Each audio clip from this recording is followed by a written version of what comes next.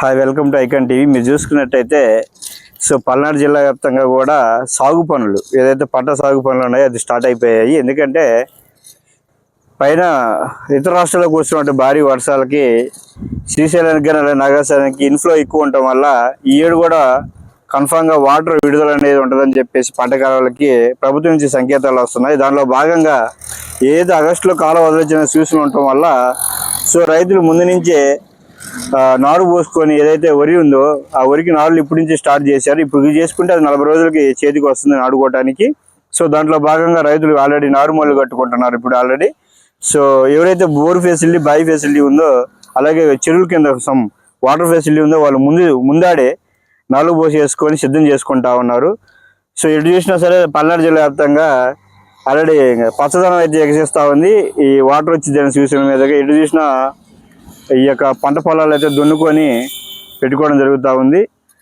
ఈ యథావిధిగా రైతు చెప్పేది ఏంటంటే యథావిధిగా రైతు గిట్టుబాటు ధర లేనప్పటికీ, ఎందుకంటే ఒక బస్తా 76 కేజీల బస్తా 2000 పై మాట అమ్మితేనే రైతుకి గిట్టుబాటు ధరలు గిట్టుబాటు అయితేని చెప్పేసి రైతులు అనుకుంటా ఉన్నారు. తద్వారా ప్రభుత్వం కూడా కల్పించుకొని మద్దతు ధర మినిమం 1800 నుంచి 2000 రూపాయల మధ్యలో ఉండేటట్టయితే రైతుకి కొంత వెలుసుబాటు ఉంటుంది. ఎందుకంటే ఎకరానికి గుర్ర అయితేనేమి, కూలీలు అయితేనేమి, మాగాని ఖర్చులు అయితేనేమి, ఏదైనా సరే మందులు అయితేనేమి ఎకరానికి 25,000 నుంచి 30,000 రూపాయలు పెట్టుబడి అవుతా ఉంది.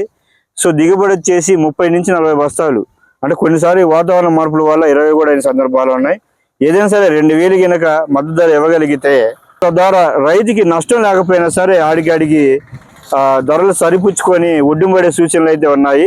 ప్రభుత్వాలు కలెక్ట్ చేసేసుకొని కనీస మద్దతు ధర అనేది 76 కేజీల బస్తాకి 1800 నుంచి 2000 మధ్యలో కనుక ప్రభుత్వం ఇవ్వగలిగితే రైతులు ఒడ్డుపడే పరిస్థితి ఉంది. బట్ ఎందుకు సాగు చేస్తున్నారు అనే ఒక క్వశ్చన్ కనుక రైతుల నుంచి మనం రేజ్ చేసుకుంటే, మీరు ఏం తింటారు మేము పండికపోతే, లాస్ అయినా లాభమైనా మాకు ఇంకో గుర్తు లేదు కదా. వ్యవసాయ లాభం నష్టము ఒక ఏడు మిగిలిన 2 ఏళ్ళు నష్టపోయినా సరే పండించాలని చెప్పి కూడా రైతులు అంటున్నారు. ఇంకొక విధంగా చూసుకుంటే మెయిన్ కారణం ఒకటి వచ్చేసి రైతులు రెండో విధంగా ఆధారపడేది పాడి పరిశ్రమ. పాడి పరిశ్రమకు కూడా పచ్చిగడ్డి అనేది కొంత సీజన్లోనే లభ్యమైంది. ఆ తర్వాత ఎండుగడ్డి మళ్ళీ దానికి పాడి పరిశ్రమకు సరఫరా చేయాల్సి వచ్చింది. ఎండుగడ్డి అనేది వరి ద్వారానే వస్తుంది ఎక్కువ. ఏదైతే వరి అయిపోయినాక ఎండుగడ్డి ఏదైతే ఉందో అది పశువులకి మేత కింద ఉపయోగపడతా ఉంటుంది. తద్వారా ఏంటంటే రైతులకు కూడా ఎంతకంత పాడి పరిశ్రమ బతికించుకోవడానికి ఎండుగడ్డి కోసం అయినా సరే వరి సాగు చేయాలి, మద్దతు ధర ఉన్నా లేదని చెప్పేసి కూడా వాళ్ళు తెలియజేయడం జరిగింది. ప్రభుత్వాలు కొంచెం కల్పించుకుని ఏడైనా సరే మద్దతు ధర అనేది 1800 నుంచి 2000 రూపాయల మధ్యలో చేయగలిగితే రైతులకి ఎంతకంత ఉపశమనం కలుగుతుందని చెప్పి కూడా ప్రజలు తెలియజేస్తా ఉన్నారు. ఏం చేస్తున్నారు? పొలం పని చేస్తున్నారు. నారు పోస్తున్నాం అండి. నారు పోయడానికి మరి గిన్నె కడుతున్నాము.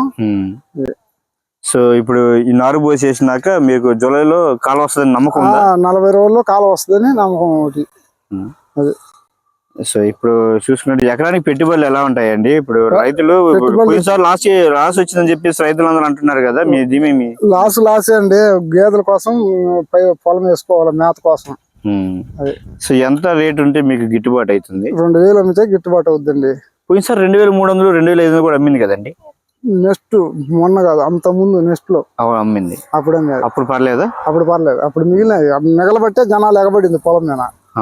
అది లాస్ట్ ఇయర్ ఏమన్నా లాస్ట్ 1500 కానీ దిగుబడే కానీ పైకి లేదు. స్టార్టింగ్ లో 1500 అన్నాయి.